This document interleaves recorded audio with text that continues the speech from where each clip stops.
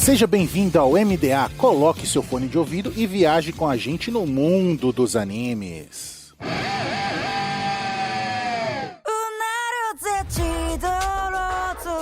E estamos no ar com o MDA 109, o Pirata Irmão e Voadora. Viaje com a gente no mundo dos animes. E nessa semana vamos viajar no mundo louco de Dandadan, a segunda temporada.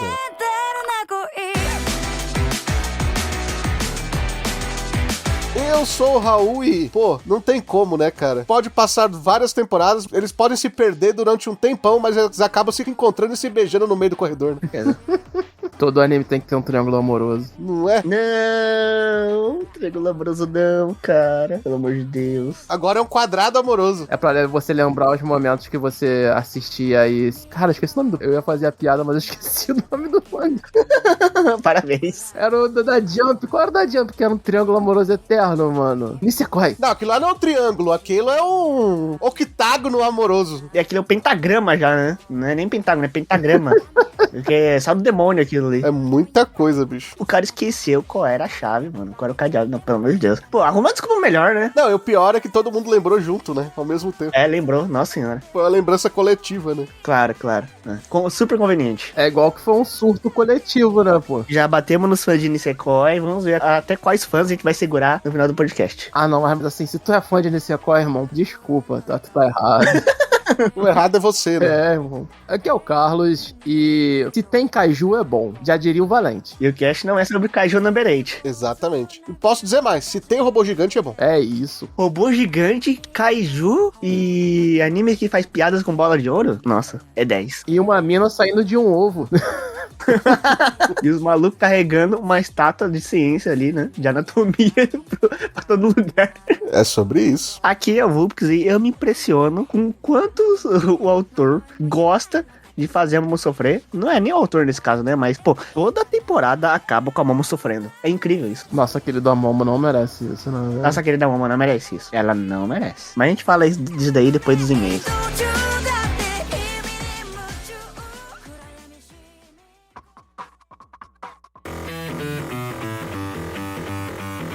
Gente, o patrão ficou maluco na Anime Hunter. Sim, nossos parceiros agora estão com 15% de desconto no Pix e no dinheiro e 5% de desconto no cartão com o cupom MDA. Também somos parceiros da Crunchyroll, o maior streaming focado em animes no Brasil, e Rádio J Hero, onde estamos todo domingo às 4 da tarde.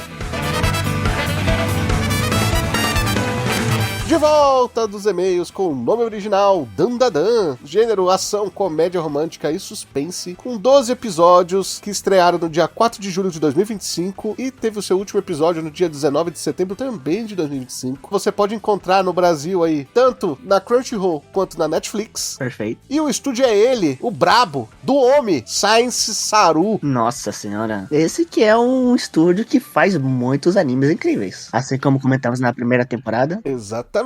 Sendo que um homem já quase se aposentou, né? Lembrando disso.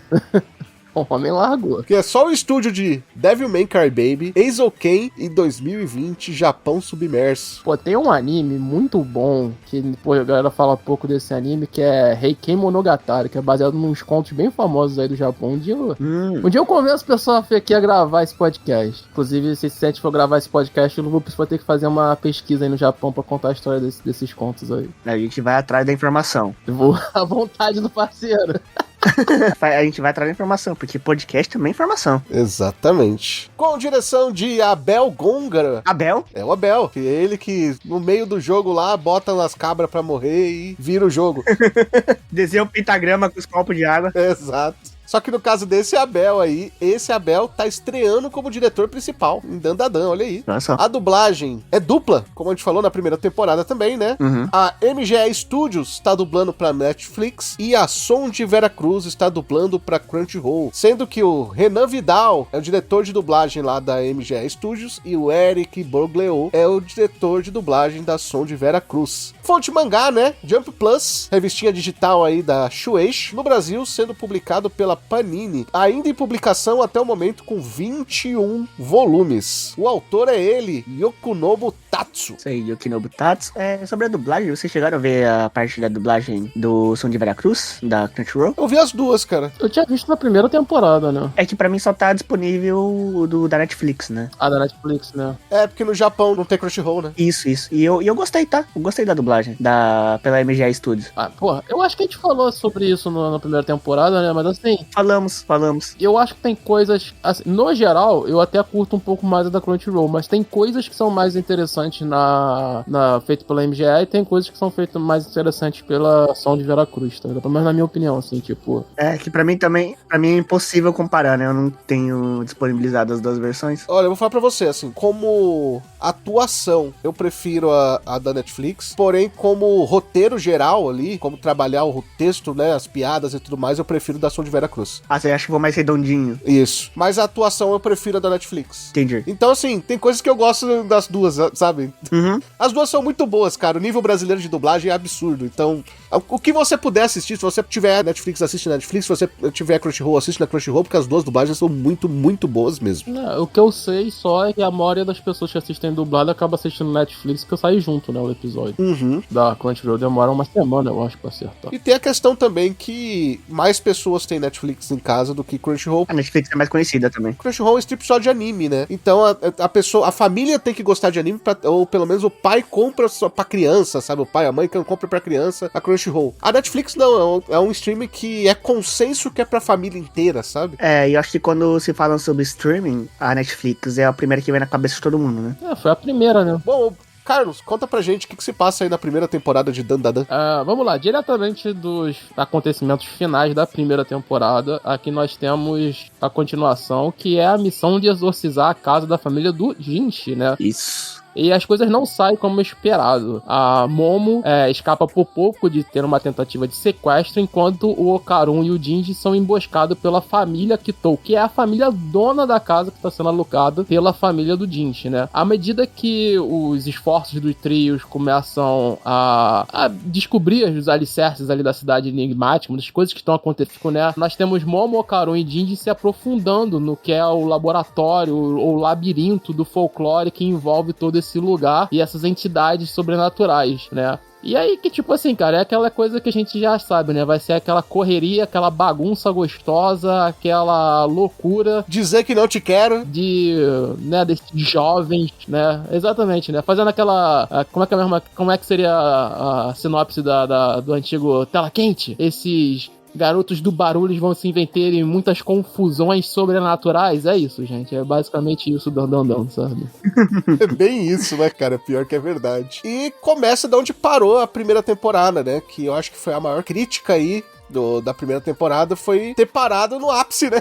Ou seja, o formato horrível que acabou a primeira temporada também acabou horrível, talvez porque também tem aí o dedo do Fuga Yamashiro. Eu acho que aí é mais questão dos roteiristas, né? Cara, não sei, assim, isso é uma decisão muito incompleta, tá ligado? É uma decisão que eles conseguem errar duas vezes, velho. O roteirista é o mesmo da primeira temporada, que é o Hiroshi Seko. Mas assim, eu vou ser sincero, assim, já tirando o elefante da sala, aonde que terminou a segunda temporada, eu não acho errado. Eu também acho menos pior. É muito menos pior, porque você fecha o ciclo e você abre com uma personagem aparecendo, tipo, não é nada demais. Sim. O da primeira temporada, eles terminam no meio de um ato ali, de uma continuação de um arco, sabe? É bem zoado. Era mais a situação que para, né? Porra, pelo amor de Deus. Terminou com um beijo na boca, né? É assim que tem que se terminar a noite, né, velho? No caso do Nandan é episódio. A famosa etezuda japonesa, né? O episódio tinha que ter acabado com aquela sonora da Avenida Brasil.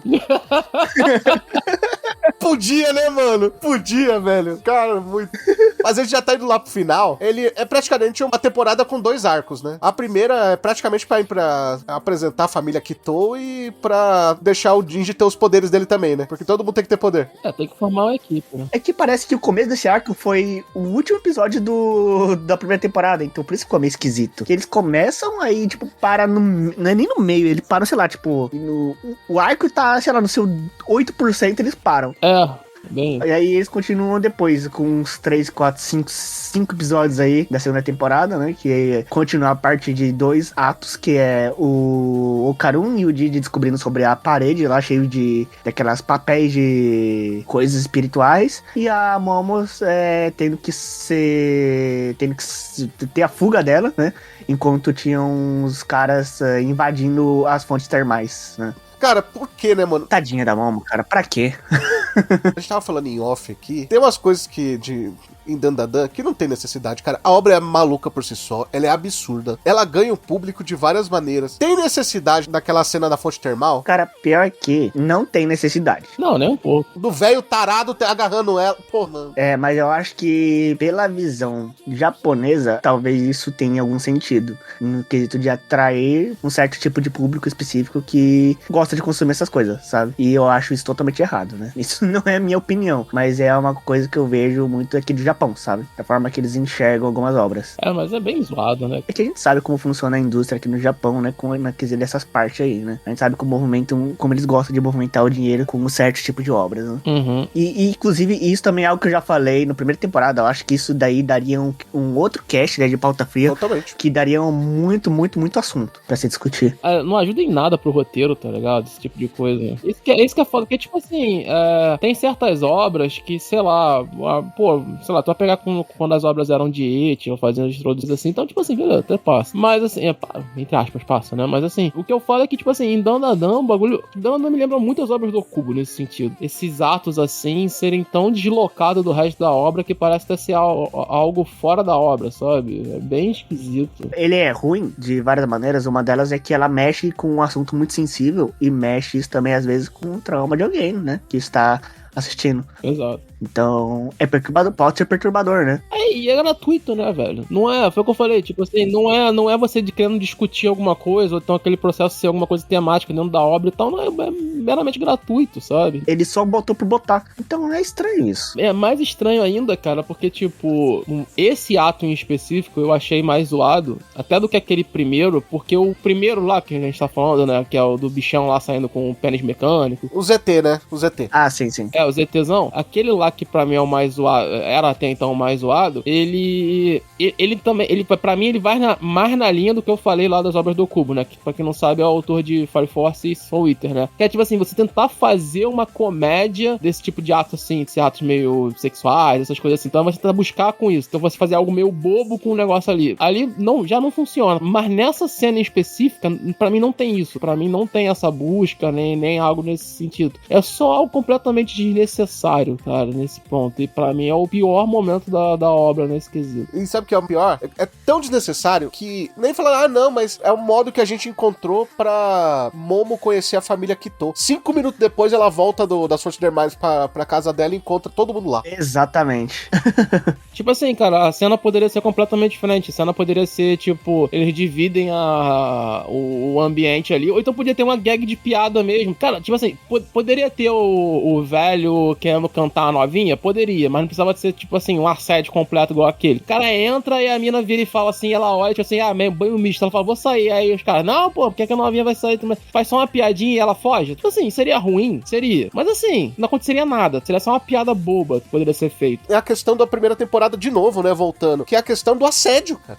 Sabe, e é gráfico aquilo. Mas eu acho até um pouco perigoso usar isso como se fosse uma gag, sabe? Eu acho que ele até foge desse tom, sabe? Eu acho que essa cena em específica, ela ultrapassa esse tom. Porque, tipo assim, a primeira cena lá do ZTzão, ela é tão maluca, é tanta merda acontecendo, e ela é tão bizarra, que eu acho que ela consegue chegar perto de tentar ser uma gag de comédia, por mais que ela seja muito errada, entendeu? Tipo assim, um ZT bizarro, o negócio saindo do nada, é tudo muito zoado ali, é tudo muito rápido, as coisas acontecem freneticamente e tudo mais e tal. Naquele ponto ali que esse acontece nessa construção dessa transição que a gente vê, não tem isso, é só uma violência gratuita, assim, brutal por aquela construção, sabe? E gráfico. Que nesse caso não tem um pretexto. Da primeira temporada você até pode arranjar um pretexto pra aquilo que tá acontecendo, né? Que eles dizem que os ET querem invadir e querem reproduzir. Nisso aqui não tem nada. Nada. É puramente cena só por existir essa cena. É sobre isso. Esse que é o grande problema, né? E pior, cara, porque ela estraga um começo ali que depois fica muito bom. Porque quando a Momo chega na casa e vê o que tá acontecendo, é tudo muito frenético e acontece muita coisa do diretor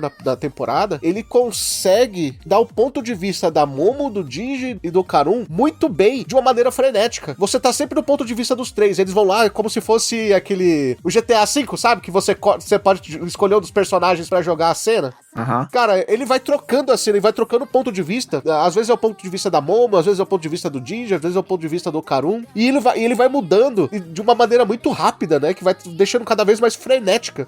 Misturando com a áudio e iluminação ali, que é maravilhoso também, né? Tem coisas que Dandadan faz muito bem também, né? Tirando essa parte que a gente reclamou no começo, no geral, o Dandadan, ele acerta em muitas coisas, né? Eu tenho uma coisa diferente dessa temporada para as outras, não sei se vocês também pensam igual a mim, é que o formato dessa primeira temporada, ela não funciona pra segunda temporada, porque o roteiro, ele tá se caminhando pra uma coisa mais desenvolvida, né? No primeira temporada, tava tendo muito aquelas coisas de mini arcos, né? Onde você tinha que apresentar mais, tipo, a parte da construção do personagem do Karun, aí depois a construção do personagem da Momo, depois a da sedosa acrobática. Então ela tinha aquelas episódios mais curtinhos, que são arcos muito mais comprimidos. E aqui a gente via que o do Didi, ele precisava ser, pra ele ter uma certa coesão na parte narrativa, ela tinha que ser mais expandida. A partir desse momento, você começa a trabalhar mais com episódios. A história em si, essa narrativa criada em si, desse arco, ela tem que ser mais trabalhada do jeito de que ela tenha que durar mais, né? E aí nisso, ela se destoa um pouco da primeira temporada. Não sei se vocês tiveram essa percepção também. Principalmente essa primeira parte, ela é feita pra trazer algo muito maior no futuro, né? Porque isso, mais que o Didi é uma desculpa pra apresentar a família Kitô, isso, né? Que a família Kitô, que é uma família que cuida ali, né? Daquela cidade, ela alimenta o dragão lá, que na verdade é um minhocão. Sei lá, é um minhocão. É um verme, né, aquilo. É um verme, e ela alimenta ele porque diz a lenda que se ele não alimentar ele, o vulcão vai explodir e vai acabar com a cidade. Só que aí, quando acontece e eles salvam a cidade do vulcão, eles não estão felizes da mesma forma. Aí tem uma cena solta, né, que parece aquelas cenas de filme de terror, meio creepy, assim, da floresta e o monstro aparecendo, e aí a gente descobre que a família Kitô, eles não são humanos, na verdade, eles são de um grupo de subterrâneos, né? Aí só que não aparece tanto, porque essa temporada não vai falar tanto sobre eles, né? Isso é feito pra quê? Pro futuro. Então o que acontece? O que a gente tem pro presente é o Jinji tendo poderes, né? E cara, na moral, mais uma coisa, o Jinji podia ter sido melhor explorado nessa temporada, a questão dos poderes dele, porque, cara, ele virou um cara monopiada, cara. Assim, inclusive, sobre o Jinji, sobre o olho demoníaco, eu achei o visual do olho demoníaco maneiríssimo, até olhar pela cintura pra baixo. Pô, muito louco! Ele é aquela mistura, sabe, de personagem fica, assim, de One Punch Man. Isso! Com um gag de super comédia, sabe? Que a gag de comédia, no caso, tá da cintura dele pra baixo, né? Que é só um personagem de cueca, né? Ele é tipo o Tsuna do Karate Kid Ultimate Reborn. Nossa senhora. Aí você acabou com o Didi, mano. Mas o Didi se acaba com ele mesmo também, não? Porque é a mesma coisa. Porque, ó, o Didi é maneiríssimo. Ele tem aquele olho no meio da testa, aquele cabelo branco. O personagem de cabelo branco é sempre da hora, né? Aí tem aquele brinco. O brinco dele é maneiríssimo. Aquele brinco comprido, arco-íris. Que é multicolorido, né? É multicolorido, é meio RGB também, né? É muito da hora o visual do Didi. Aí, tipo assim, o gag dele de comédia é o quê? Quando ele se transforma, ele fica de cueca. Não, e aí ele fica falando, eu vou te matar. Eu vou te matar, quero lutar. Então. Tem um episódio que ele vai pra escola e ele se forma. E ele tem que ficar transformado praticamente a aula toda. Sim. Sabe, o dia inteiro ali de aula como monstro, né? Como Didi monstro. Porque não conseguiam achar uma comida quente. Cara, de verdade, cara. Uma risada, velho. Porque foi 20 minutos de vou te matar. Eu dei risada porque era estúpido aquilo. Não porque era engraçado. É estúpido, sabe? Eu acho que o Jinji, num geral, ele se tornou um personagem muito chato. Sim. Porque ele aparece no início, tendo uma problemática pra resolver, que é esse problema lá na casa dele e tal. E aí ele é meio que envolto em mistérios, porque a avó da Momo vira e fala assim, ele é um gênio, esse tipo de coisa. Então a gente não consegue ver esse processo de gênio, da construção dele. Uhum.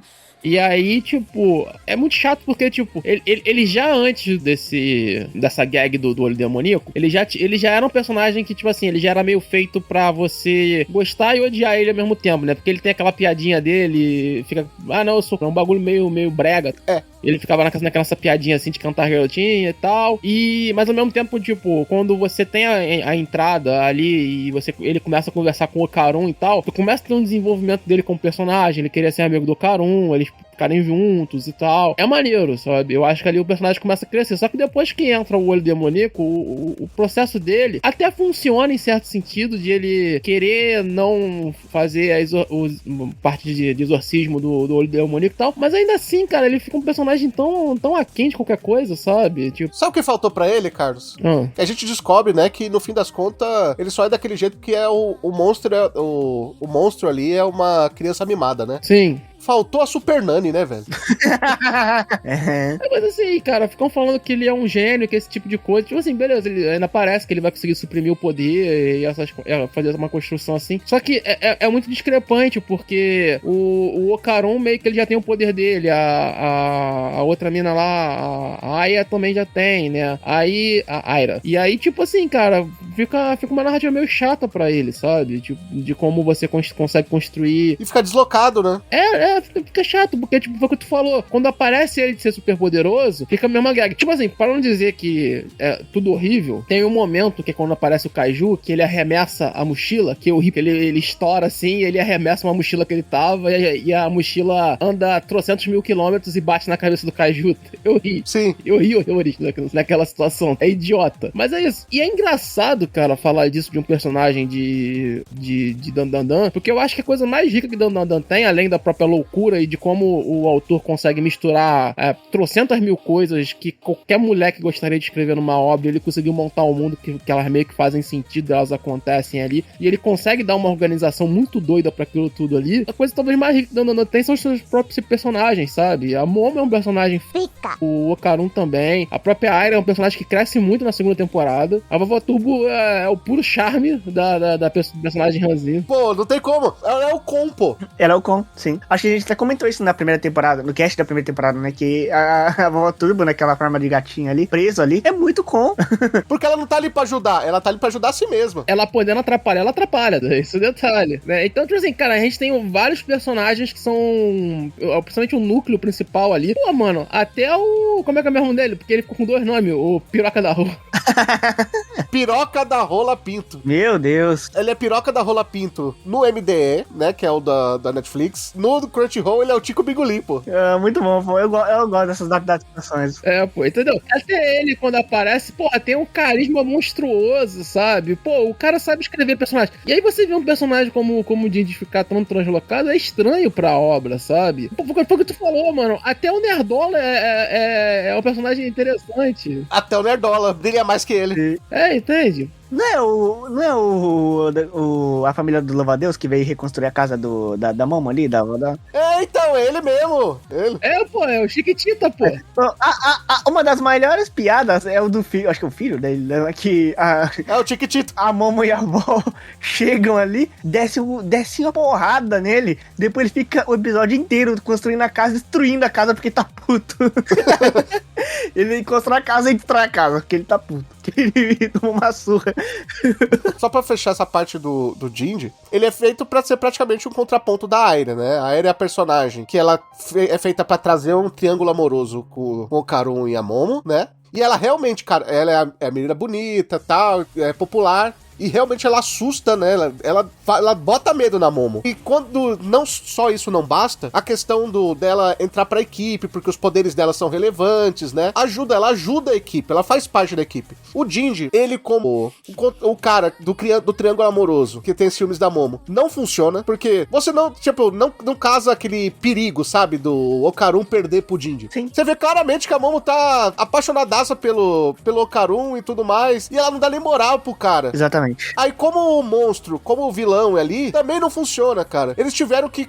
se você parar pra pensar, o autor, ele teve que quebrar e reconstruir o Jinji várias vezes. Primeiro como o cara bonitão atlético, não funcionou. Depois o amigo bobo lá, que faz as piadas brega, não funcionou. Aí depois o cara que tem um monstrão dentro dele, super forte, que até então era o mais forte de todo. Mas como não ajudava, aí daqui 3 episódios depois, o Ocaron treina, fica mais forte que o Jinji pra conseguir conter ele. Ou seja, também não funciona. Cara, como personagem ali, ele não funciona de maneira nenhuma, cara. Já eu acho que ligando essa parte até o próximo arco de um episódio, e também que eu queria falar sobre o desenvolvimento de um personagem específico, que é muito bem construído esse personagem dentro de Dandadan, que é o Okarun. Porque no começo da primeira temporada, a gente começa com o Okarun tudo muito bobo, né, desacreditado, uma pessoa que não tem confiança em si mesmo, ele não sabe muito da vida, não sabe muito do amor, né. E na primeira temporada a gente vê que o lance do Okarun com a Momo é muito aquele romance de adolescente descobrindo o amor, sabe? De que eu acho que eu gosto dela, mas não sei se ela gosta de mim, eu queria estar com ela, mas agora tô tendo aula, essas coisas, eu não posso estar com ela, mas queria tanto estar com ela, essas coisas. E aqui nessa temporada, a gente vê muitos pontos do Okarun, do desenvolvimento que ele teve com o personagem e também do carinho que ele tem pela Momo, porque ele descobrindo o que é esse carinho. Um dos primeiros pontos foi, acho que, sei lá, no episódio 5, 6, 8, não sei. Eu não lembro se passa antes ou depois do episódio do bico da Momo. Mas tem um episódio que, sem querer, a Aira deixa de derrubar. Tipo, acho que a Aira tromba na Momo. O líquido de água, o líquido gelado, pinga no Didi. E o Didi se transforma sem querer, né? E quando eles estão lá na casa dele, sabe? E aí, o Didi se descontrola e ele vem pra cima da Momo, tentando atacar ela. E depois, quando tudo se acalma, o Okarun, ele dispara, ele pula na Momo pra ajudar ela, né? Tipo, sem se preocupar com nada ao redor e só se preocupando com a Momo. E o Okarun desesperado pra ele soltar a Momo, né? E deu pra ver que, assim, e tudo pra ele naquela hora só se importava era a Momo. Era unicamente a Momo que se importava pra ele. E aí, outro ponto também, pra reforçar isso, é o episódio 7, que pra mim é um episódio favorito dessa temporada inteira, que é o episódio do meio de café. Ah, do meio de café. Assim, eu ri horrores desse. Eu ri também. É muito bonitinho, porque a Momo, ela queria arranjar um emprego, né? E aí, as amigas dela elas enganaram o Okarun pra levar ele até lá no trabalho, pra ver a Momo de maid. E aí, os dois ficam com vergonha, tanto o Okarun quanto a Momo. Eles ficam com vergonha, porque ele achou ela muito fofa e ela meio que tá com vergonha, né? De ver ela nesse como maid e tal. E aí, ele falando que ia esperar ela acabar o trabalho, né? E ela, não, mas vai acabar muito tarde, vai acabar 10 da noite só. Aí ele, então tá bom, né? Aí ela saindo do trabalho, ela naquela expectativa de que, será que ele tá me esperando? Será que ele tá me esperando aqui fora do trabalho? Aí, tipo, ela via assim pra todos os lugares, ele não tava, ela vai andando e depois aparece o Okarun correndo, dizendo que voltou, né? Não lembro o que ele foi buscar, né? Mas aí ela fica feliz que ele esperou, aí eles estavam voltando, o Okarun queria dar a mão, aí ele não dá a mão, aí a Momo vai lá, dá a mão, pega na mão dele, eles vão voltando pra casa de mão dada. É muito, tipo, sabe, aquele romance de adolescente, e dá pra ver que tá sendo construído, tá evoluindo esse romance deles, de pouco a pouco. É um romance muito adolescente, né? E é fofo. Sim, sim. Não, é fofo. Você falou do Okarun, é interessante, né, que você vê isso até no Okarun Turbo, né? Sim. O Okarun Turbo, ele reflete os sentimentos do Okarun com muito mais potência. Na primeira temporada, você vê aquele Okarun Turbo sempre desanimado, depressivo. Nessa não, você vê ele confiante. Não, vamos arrebentar ele. Você não via esse Okarun na primeira temporada, nem o Okarun Turbo assim nessa primeira temporada. Você vê que o Okarun Turbo, ele mostra o reflexo do sentimento atual do Okarun ali naquele momento, né? O Okarun, ele não é aquele personagem que ele é dado como um galã, né, como um cara bonitão, tudo. Não, ele é um cara simples, né, que ele é desacreditado nele mesmo. E em contrapartida, a Momo, ela é uma pessoa que todo mundo acha ela bonita, né, ela tem aquele estereótipo das pessoas que falam, ela é uma pessoa que todo mundo vai gostar e tal. E assim, ela gosta do Okarun pela pessoa que ele é, sabe, tipo, pelo que ele faz ela ser, né, e pelo que ela faz sentir. Porque ele é uma pessoa super protetora, uma pessoa que se importa de verdade com ela, ele não enxerga ela de forma maliciosa, ele gosta dela, de estar com ela, de poder conversar com as coisas doidas que ele gosta, né, tipo, aquelas coisas ocultas, né, que o anime também é sobre isso, sobre esse suspense, esse mistério, e é dessa relação que ela gosta também. Então, tipo, eu acho que eles são o casal perfeito. Com ele, ela não precisa usar as máscaras sociais, né? Não mesmo, ele gosta dela do jeito que ela é, né, e pra ela, isso é o mais importante. Não, e o mais legal dessa questão que vocês estão falando da construção do Okarun é que, na verdade, esse esforço dele, né, que ele busca posteriormente, vem derivado já desse último arco que a gente falou agora do Jinji, né? Uhum. No total, mano, eu acho muito engraçado isso em Dandadan. O Valente comentou isso no último podcast que a gente gravou. Dandadan é uma grande comédia romântica com muito shonen de ação, né? Sim. É isso, né? Sabe aquele tempero do professor X? Então, aí tu tem muito de comédia romântica, muito de shonen de porrada maluco e um pouquinho de ET. É isso que acontece ali, né? E, cara, a construção do Okarun, ela é muito bem feita, velho. E desse romance deles dois, a ponto de, pra mim, nas 2 temporadas, os melhores episódios, assim, são esses episódios que o tempo para um pouquinho em Dandadan, porque é tudo muito corrido em Dandadan, as coisas são muito loucas, muito frenéticas, e quando o anime consegue desacelerar considerar, ele tem meio, que a gente gosta de falar de One Piece, né, entre arcos, assim, né, o anime, cara, ele tem a própria direção, o cuidado que as pessoas têm de trabalhar ali essa construção dos dois personagens, do romance deles dois, e assim, como a gente tava falando, né, a personalidade dos dois, a forma como os dois se acham, se os dois se gostam, os dois querem estar juntos, e a forma como a obra vai construindo isso, mano, é muito gostosinho de acompanhar pra qualquer tipo de pessoa. Mesmo que você não goste muito dessas coisas melosas, ela é uma construção de um romance muito, muito redondinha, muito bem feita, até porque os dois personagens, eles têm muito carisma, sabe? Eles são dois personagens que são muito bem construídos. E aí, entrando nessa seara de ser bem construídos, o detalhe do Ocaron que a gente tava comentando, que o Vulp puxa muito bem dessa perspectiva de ele sentir necessidade de proteger a Momo, assim, e aí eu acho bem legal porque a obra traz uma perspectiva tipo assim, eu quero me tornar mais forte, não é porque assim, tem muito aquilo de shonen, né, vou me tornar mais forte porque eu quero saber o que é ser forte, esse tipo de coisa, que é muito uma coisa de Japão, né, sei lá, processo filosófico de construção do Japão, essas coisas assim, né, de estruturação, desde lá do Musashi, da estrutura dos 5 anéis, né, do livro e tal, mas aqui não, aqui é uma perspectiva que qualquer parte do mundo vai entender que é por causa da outra pessoa, do amor dele, né, e tal, e aí eu acho bem legal porque isso casa muito bem também com o arco anterior que estava sendo feito do Jinji, né? Porque a gente tem um arco ali do Minhocão, né? O Ocaron, ele faz muita coisa pra conseguir sobreviver, pra conseguir salvar as pessoas e tal, mas no final, em si, ele não sente que ele conseguiu salvar as pessoas, né? Porque o poder dele era aquém de conseguir fazer aquilo, né? Aquém do olho demoníaco, aquém do Minhocão. Então ele, assim, vamos dizer assim, mas ele deu mais sorte do que juízo, né? Então a construção da obra ali, ela se torna interessante porque vai tudo sendo uma consequência do desenvolvimento da narrativa dela, né? E, cara, é tão redondinho esse processo que é uma coisa que a gente tava conversando aqui em off, né, Raul? Que eu acho que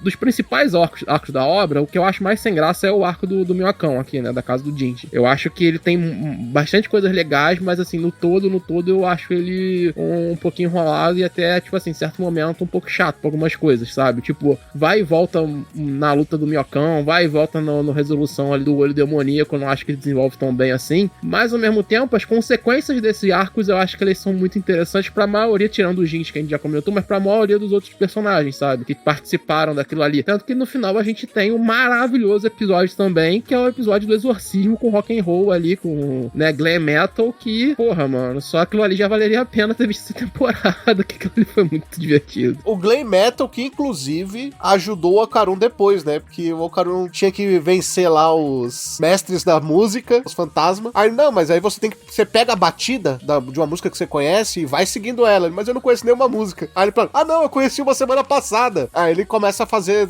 muito mais rápido porque é metal, né? Aham. Pô, muito bem feitinho, cara. E eu gosto como foi explicado a questão de como que ele ia melhorar os poderes dele, sabe? Usando a música como referência. Falou, você consegue 4 movimentos por batida. Um cara médio aí, ou no mínimo 5, 6. Você tem que crescer aí e tal, né? Ele vai treinando e vai conseguindo aí ser mais rápido a ponto dele ultrapassar os poderes também do Jinji, né? Não, esses arcos em interlúdio de Dan, acho que eles são muito redondinhos, cara. Por mais que esse arco aí dele aprendendo a usar os poderes, assim, cara, tem um cheirinho de filler de Bleach, assim, muito grande. É um anime muito criativo, né, pra fazer as coisas. Então, ainda assim, ele é divertido de se acompanhar, como é que são. Eu brinco que ele tem esse arzinho de filler porque a Airen aparece lá pra resolver as coisas, né? Então, tipo assim, parece meio um fillerzão. Mas como que acontece, como é que as decisões... Pô, mano, a decisão lá dos fantasminhas dos músicos, sabe? Eu acho uma comédia, sabe? Como você vai fazendo essa construção. Pra conseguir fazer esse arremedo de coisas é muito grande, né, velho? E foi o que eu falei, cara. O cara, ele tem um bom requinte de roteirista a ponto de ele conseguir fazer esse amálgama todo ali, dessas loucuras, fazer funcionar. Ao mesmo tempo, quando ele para, ele vai escrever o romance, ele vai escrever uma coisa um pouquinho mais delicada pros personagens, ele consegue escrever, ele consegue ter esse desenvolvimento. Eu acho que o que mais me chateia é aquilo que a gente comentou lá no início de ter esses negócios de asset, essas coisas assim na obra, é eu olhar pro restante da obra e falar, mano, tu consegue escrever tranquilamente essa obra sem precisar disso. E aqui ele demonstra isso firmemente. Tu vê que a construção de todo o enredo que nós temos aqui, todo o desenvolvimento do Ocaron, aí nós vamos ter também o desenvolvimento da Momo, porque na verdade a Momo querer ir lá pro meio de café é um desenvolvimento de personagem de ela começar a ter muito mais responsabilidade sobre ela mesma, sobre as coisas que estão acontecendo. Ela se sente responsável não só por ela, mas também também pelas coisas que estão batendo junto com a avó. Ela se sente responsável pelos amigos, sabe? Então você tem toda uma construção de caráter, de personalidade ali pra nossa personagem, que é muito importante. E pros outros personagens subsequentes, né, velho? Pô, é muito rico esse processo de Dandandan, né? Além da loucura que a gente vai falar, porque, né, o próximo arco, a loucura é maravilhosa, cara. Tem um kaiju no meio do arco. Não, mas a gente tem que falar do episódio maravilhoso que foi depois da Momo trabalhar pra caramba, a avó dela batendo no peito e falando: não, deixa comigo, não esquenta a cabeça não. Depois a gente vai sair. Eles foram pro hotel descansar. Aí a alegria da vovó Turbo, porque ia junto. Aí elas tomando banho de fonte termal, usando aquelas cadeiras que faz massagem. Aí ela pega lá, coloca a moedinha porque acabou. Aí a vovó Turbo mó felizona. Cara, é muito bom, cara. É muito bom esse episódio. Aí elas voltam. Como é que a gente vai fazer pra construir a casa? Não sei, o dinheiro acabou. É muito bom. Eu gosto também da relação da Momo com a avó dela, porque, tipo assim, elas são aqui daquele jeito, mas no fundo, uma, tipo assim, não quer depender da outra, né? E uma não quer que a outra se esforce pela outra. Que a Momo fala, eu vou dar um jeito. Aí a avó dela fala, não, nunca vou deixar que você, né, sofra pra sustentar a gente, essas coisas, né? Tipo, mas ela não fala com a exata palavra, mas elas falam daquele jeito meio ranzinza, sabe? Uma com a outra. E é amor aquilo, né? Elas querem proteger, mas não querem ser protegida, né? É, exatamente. E uma não quer falar pra outra sobre isso, né? Mas são duas cabeças duras, velho. Uma com a outra. Mas é uma que daria vida pela outra, né? A avó pela neta, a neta pela avó. Assim, não sei se isso vai acontecer, mas fica subentendido que tem alguma coisa no passado também, né? Tipo, deve ter alguma coisa que vai se apresentar, né? A gente não sabe, né? Por que a Momo tá com a avó? Então. Vai que a avó que salvou a Momo de alguma coisa, né? Pode ser. De um possível acidente dos pais, ou se os pais fizeram alguma coisa, né? E ela pegou a guarda da menina. Não dá pra entender, né? Ou pode ser que não tenha isso, né? Pode ser que só tenha tido um Trunk Khan aí no meio de Dandandan, né? Cara, eu não duvido de ele fazer piada com o Trunk Khan, cara. Não duvido, cara. Aí o pai dela foi comprar um cigarro e nunca voltou. Né? Foi comprar o cigarro e foi parar no Isekai. O Isekai do Malboro. Não seria loucura a gente começar a ver um arco assim que do nada vem os caras do Isekai, assim? Não sei. Não, ainda não é tudo possível, né, velho? Assim. Ainda não dentro do possível. Se do nada botarem, sei lá, um portal dimensional que cai os Digimon assim na Terra, eu não vou achar estranho. Nem um pouco. Já caiu um Kaiju? Ai, caralho, o Kaiju é muito bom, mano. Cara, o Kaiju da bola dourada. Não é qualquer Kaiju. Legal. É eles correndo atrás da bola. Não, e o melhor é que eles vão, matam o Kaiju, aí no outro dia eles vão atrás do corpo do Kaiju que tá desmaiado lá, né? Aí levam até a casa, e quando você acha que o perigo acabou, aí eles olham, peraí, tem um zíper aqui na roupa do Kaiju. Aí ele abre o zíper, do nada o ET aparece e dá um beijo na boca do Okarun. Pra quem não sabe, aquilo ali é o recurso que eu tenho... Cara, na moral, o autor de Dandandan, ele deve ser muito nerdola, porque aquilo ali lembra muito um recurso que já teve nos Jovens Titãs. Caraca. A apresentação inicial de nossa querida... Como é que é o nome dela? Estelar, que quando ela é apresentada no início dos Jovens Titãs, a primeira coisa que ela faz é tacar um beijão em Dick Grayson. Ela beijou o Dick, né? Cara, ela beijou o Dick, é uma frase bem... Porque assim ela tem os poderes de, ao beijar a pessoa, transmitir todo o processo de linguagem daquele povo pra ela. Não duvido nada que seja exatamente isso. Caraca, eu não lembrava disso. Isso é muito velho, cara. Coisa que tem referência também, que ficou bem parecido. Sabe a cena que o Didi tá destruindo tudo lá na mansão, ele tá sendo incontrolável. Aí eles falam, pô, não vai ter jeito, a gente vai ter que fazer um exorcismo pra tirar o demônio de dentro dele, não sei o quê. Aí, de repente, quando eles acham que não ia ter mais solução, aparece o Okarun com a vovó Turbo, assim, no ombro dele, com o braço cruzado. Mano, é a cena do Naruto voltando do Monte dos Sapinhos, velho. É igualzinho. Que hoje em dia não é mais essa cena, né? Hoje em dia é a cena que o Naruto aparece com a JBL, né? Tem esse detalhe, graças à nossa querida internet, né? Exatamente, né? E é isso, mano. Cara, pior que eu não vi, cara, porque a primeira temporada teve tanto disso, eu não vi nessa segunda temporada aqueles vídeos de quais são todas as referências de Dandandan, né? Tipo, a primeira é tão cheia disso. É que eu acho que nessa não teve tantos que nem a primeira. Mas, cara, aquela da vovó Turbo, como se fosse o sapinho no ombro do Naruto, mano, ficou muito igual, velho. Muito bom, mano. Que eu não reparei nisso. Que é o Naruto Senin, não é? Isso. Inclusive, vocês viram a polêmica que a banda que eles... Eu não lembro qual é a banda, tá, gente? Isso aí é trabalho pro nosso querido Bruno. Que é a banda de glam metal... Não é bem glam metal. Você tá falando da polêmica do plágio? Isso. Que eles tomaram um processo o estúdio. Ah, sim. Eles tiraram coisa da abertura e eles conversaram, se acertaram e no futuro eu acho que eles vão fazer parceria pra alguma coisa. Provavelmente, né? Dinheiro resolve resolve tudo, né, meu amigo? E até que ficaria mal pra imagem do estúdio e tudo, né? Então aí eles entraram num acordo ali de aquela coisa de apaziguar por obrigação, né? Porque pegaria mal pra eles. 100%. Inclusive a música também teve dublagem, né? Tem esse detalhe. A música do Exorcismo, aqui no Brasil teve dublagem, na maioria dos países não teve, né? A maioria dos países ou foi a música em japonês ou teve a música em inglês, né? Tem esse detalhe, a música também foi dublada pra inglês, né? Então fica aí pra galera a dica, que você pode ouvir a música em 3 linguagens diferentes. Música Hunting Soul, interpretada pela banda fictícia Hayashi, aparece no episódio 6 da segunda temporada do Dandadan, que no caso é do Exorcismo, né? Aí vários fãs, em especial o Yoshiki, né, que é um dos membros principais do X-Japan, que é uma banda de rock muito, muito popular, uma das mais famosas, talvez até hoje em dia, que tocava lá naquela época dos anos 2000 e tal, né? É uma banda realmente que estourou no Japão, né? O Yoshiki do X-Japan, né? E eles notaram essa forte semelhança com a música famosa do X-Japan, que é a música Kurenai, né? E devido à semelhança, a música foi removida da plataforma de streaming no Japão, na Apple Music, Mora, KKBox e etc, né? A produção da anime pediu desculpas oficialmente. Eles disseram que Hunting Soul foi criada com inspiração em respeito pelo X-Japan, mas reconheceram que não consultaram Yoshiki nem entraram em contato prévio com o grupo para tratar das semelhanças do uso de imagem / estilo. E depois, né, eles se acertaram tudo aí e tiraram da plataforma tudo e as coisas seguiu. E o estilo musical que o Carlos tá falando é Visual Kei. Isso aí. Podcast também é informação. Aqui é informação. Pica na sua mão.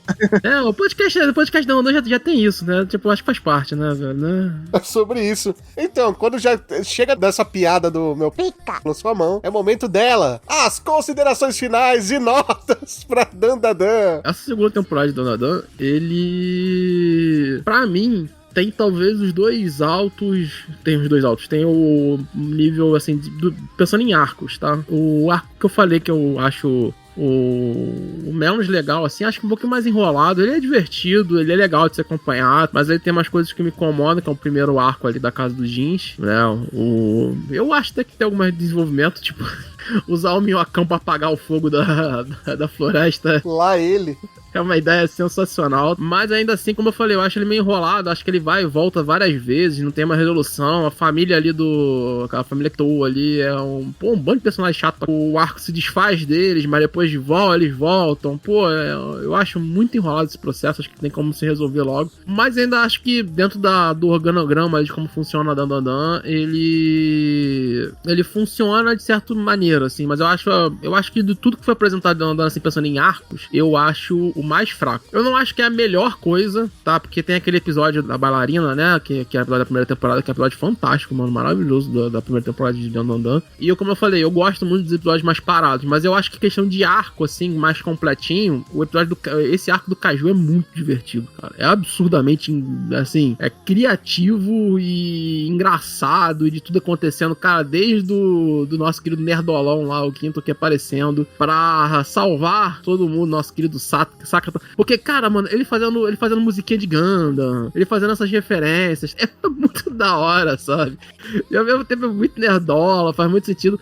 A criação do robozão, mano, o robozão tudo misturado lá com Buda, com coisas aleatórias, é muito divertido. É, porque cada um pensou numa coisa, né? Né, cara, é muito, muito divertido. E assim, cara, até a primeira batalha com o Kaiju, sabe? Que é um time Kaiju até então, né? Tem a batalhazinha, depois ele fica gigante, né?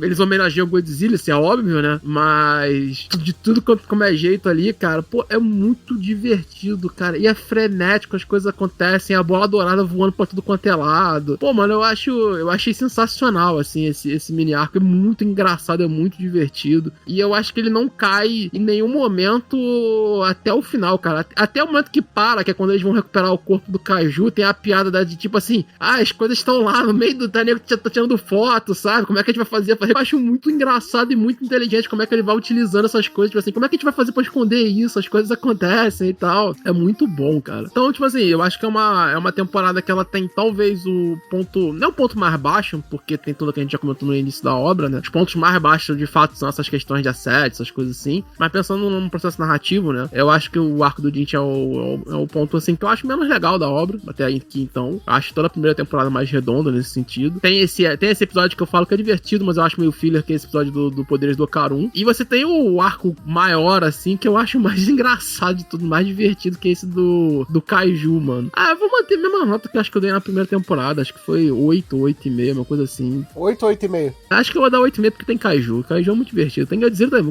é bom, cara. Tem Godzilla é muito bom, cara. Os argumentos do Carlos seriam muito bons no final. Pô, mano, tem Godzilla, tem Mecha. Tem Mecha Buda, mano. Tem Mecha Buda, cara. Por que o Mecha virou Buda? A Momo disse, talvez porque eu pensei num Buda gigante. Tu tem a volta do Chiquitita. Pô, Chiquitita é muito fica. Eu pergunto, você quer mais o quê, né? Mano, o que eu ainda quero que toque um... É porque o Japão nunca vai saber que isso existiu. Mas se um dia o Chiquitita aparecer e tocar a música das Chiquititas, aí vai ser escape. Você não duvide de Dan.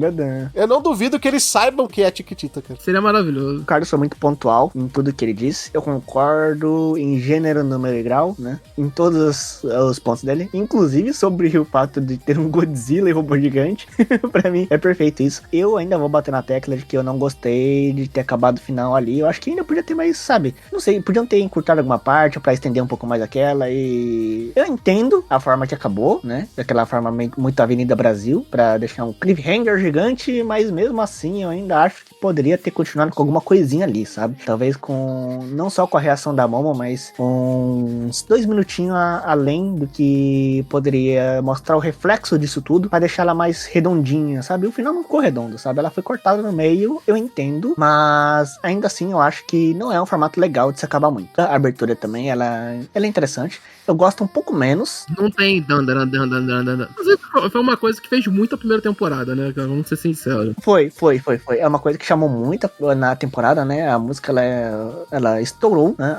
Na segunda temporada, a música da abertura, ela foi menos comentada e por motivos óbvios, né? Ela não é ruim, mas ela tem um seu sentido. Por mais que eu ache a direção da animação e da segunda temporada é muito fica. Sim, é boa.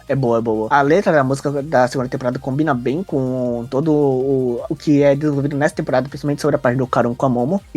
Mas pra mim não tem aquela magia que tem a primeira música do Creepnuts. E isso não é o que vai tirar nota, né? Da minha avaliação aqui para a segunda temporada de Dan. O que me tira essa parte final aí, mal desenvolvida, né? Mal finalizada no caso. E também o começo, que ela já começa todo torto, né? Por motivos de que ela terminou torta, então ela começa torta. E também somado aos problemas que a gente falou sobre a parte de assédio, né? A parte desnecessária. Porque se você tá construindo um roteiro com uma narrativa dessa, e você não bota um sentido, um motivo para aquilo existir, se você não debate nada, às vezes tem cenas que você não precisa debater alguma coisa para ela fazer sentido, mas nesse caso, eu acho que é importante que tenha, para ela não parecer que é uma cena jogada só pra atrair aquele certo tipo de pessoas que a gente não quer que existam no mundo. Então, pra mim, eu acho que eu vou de nota 8. Cara, eles falaram muito bem, né, cara? É uma temporada que é uma montanha-russa de emoções, né? Tem momentos que eles são extremamente frenéticos, com muita coisa acontecendo na tela, e de repente ele se acalma e fala, calma, a gente vai conversar, explicar o próximo arco com calma, com parcimônia, fazendo piadinhas aqui e ali, e funciona. Eu não vou dar 10, porque não tem como dar 10 pra uma temporada que já abre com aquela cena da Momo, cara. E, cara, é sempre a Momo, é sempre, sabe, sexualização de uma menor ali, de graça, entendeu? E da pior maneira possível, né, cara? Porque é uma agressão física, então não dá pra passar pano por isso. Sempre que se tiver isso de novo nos próximas temporadas do anime, a gente vai bater de novo nesse ponto, porque é importante. Mas por outro lado também, cara, heavy metal, kaiju, tudo acontece ali, cara. Quando você pensa que nada mais pode acontecer, sai uma ET de uma roupa de kaiju e dá um beijo no personagem principal, cara. Do nada! Esse é o Dan. É você não poder esperar nada, porque, cara, você gera uma expectativa X, ele vai te entregar Y. Você pensa no Y, ele vai te entregar X. É maluco, é muito louco, cara. A criatividade que é feito o Dan. Essa premissa aí, eu vou dar também o meu 8,5 e deixar, né, aquela média marota, 8,2. Olha aí que beleza. Um anime que é um pouco acima de mediano, mas também não é tudo isso, né? Vamos ser honestos. Né? Não é porque o anime é popular que a gente vai falar que ele é maravilhoso, ele tem os seus defeitozinhos, a gente falou aí sobre esses defeitos durante o episódio. E você, o que achou da segunda temporada de Dan? Gostou, não gostou? Teve algum problema com ela? Não teve? Comenta pra gente. Você pode mandar aquele comentário no seu agregador de podcast favorito, ou claro, mandar aquele e-mail para podcast@mundodosanimes.com. E se você quer ser aquele cara que vai pras alturas, que vai pro outro mundo, que vai pro Isekai do cigarro perdido, manda aquela ajuda pra gente, né? A partir de R$5, que não paga nenhuma passagem de ônibus, né? Você sabe disso, tá cruel, a gente sabe, tá pesado, tá difícil. Mas você pode nos ajudar bastante a partir de R$5 e ser nosso apoiador lá no catarse.me/MDA, certo? Agradecendo sempre eles, né? Que fazem esse podcast acontecer. Alex Seliger, Bruno Rezende, Carlos Petroni, Guilherme Henrique, Guilherme Loreis, Zen Yamaguchi, Lucas Batista, Nathan Kleiman e Yasmin Gonçalves. No mais, nós ficamos por aqui. Até o próximo episódio. Tchau!